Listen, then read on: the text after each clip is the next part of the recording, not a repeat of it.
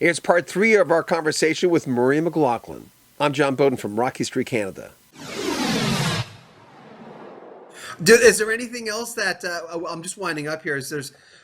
But for Murray Mclauchlan, are there, as you sit there, what you still obviously want to record? Please tell me you're not one of those guys that wants to retire, because I always feel like as a broadcaster, I'm never going to retire.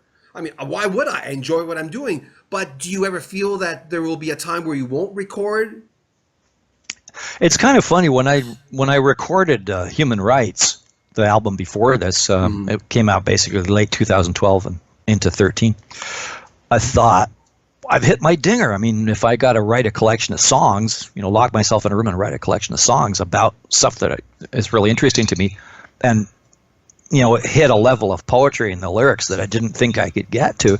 This is it. I've hit my dinger. Like, I don't think I got anything better than this in me.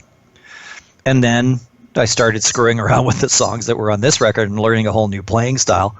And, life is like that. You plateau and then up you go, and you plateau and up you go, and plateau. And learning is like that. So as long as I've got something to learn, I don't see stopping. My impulse has always just been to be an artist, whether it's painting, which I love to do and I want to do a lot more of, actually. I actually need to put time in my life aside, like a month, to get in a beat up thing and go out and just paint, because I really love doing that. As far as music is concerned, I mean, I've just really finished this project and I'm touring like crazy. I mean, I've already done, 8 concerts of my own, then 3 with Blackie and the Rodeo Kings out west, and now we've got between Lunch at Allen's and myself, 30 shows plus 4 benefits before the end of November. So it's it's not unbusy. I thought of Elton John when I was listening to the new album a few days ago. I thought to myself, Elton John's veered into, because of his voice, but because of his wisdom and his experience, veered into an Americana kind of singing, when he did the Leon Russell stuff. And I have to say, I don't love it the same way. It's like you don't love all your kids the same way, but I've always been interested in him and Bernie, and I've interested in their journey. And I didn't know that when I was a young guy.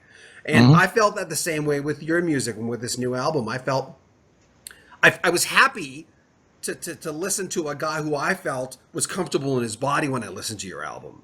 That made me happy, because your music has brought me a lot of joy through the years. But specifically, when you're at the top, the song, I thought of you sitting beside a guy in a suit. Not that I'm trying to say, that's the story, but just to let you know, I got a visual of you sitting on the bus, maybe on Spadina on a bus beside a guy with a big suit on, and telling him, I don't mean to sound patronizing, but can I share something with you? Can you tell me about that tune? It's, part of it's rooted in a thing called the tall poppy syndrome. I don't know what that. Oh, I do know what that is. Yes. It's a term that came from Britain and transplanted well to Australia. Basically, it means that if you have the temerity to rise above the herd, you get your head chopped off. And it's a very British kind of thing. And it's very much a part of the Canadian experience too, or at least it has been. So the idea, you're easier to hit when you're at the top. Well, just look at Joseph Beaudin. I've never met a nicer guy. I've never met a more honest guy. I've met writers as good. I've read 3 of his books. I think they're wonderful books. He has nothing to apologize for.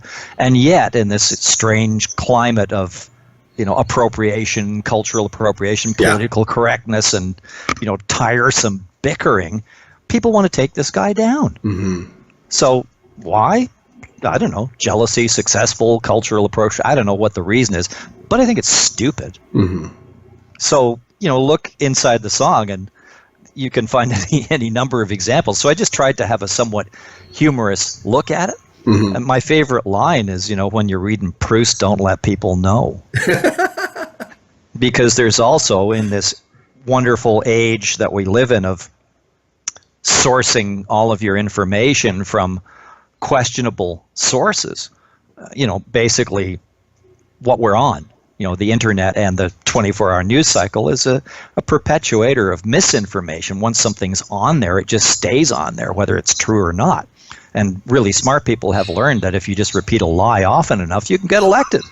And if you say it with conviction and fervor, I mean, people I was reading something yesterday about Andrea Mitchell, the reporter. She said something, the headline was, and you're always looking for a headline, the headline was, they just flat out lie. They just lie and they lie. I've never seen anything like this. And she's been covering politics for, I think, 40 years now. And she says, I've never seen anything like she says, I can't believe they just lie. And it's how can it not come and bite them on the behind? But as they say, things are going to get worse before they get better. You know that's a real good question. How can they get away with it? Well, they get away with it because people don't call them on it, I guess, or people don't know.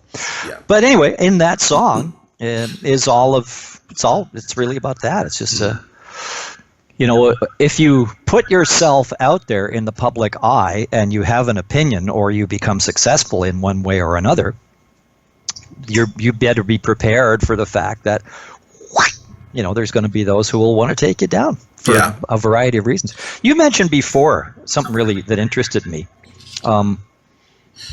About when I think I was talking about silos, and you were saying there's people who's like, I don't like Justin Bieber. Am I supposed to agree with him or disagree with him, or do I care? And oftentimes, what happens with the siloing effect, whether it's political or musical, is I noticed this like with critics some years ago, that they would start reviewing the people who actually went to a show from an artist that they thought was like, really passé, that all the people, thousands of people that went there were just stupid. Yeah. And that's probably one of the most insulting attitudes I can possibly think of. That, to review an audience that goes and really loves something and turns out in droves to go and see it, just because you think you're so cool for school, you don't like the act, that you diss the people that do. More from Murray Mclauchlan coming up next week. Make sure you comment on our videos, subscribe to our channel, and share our videos. And buy a Rock History Canada t-shirt. Help support our channel. I'm John Beaudin.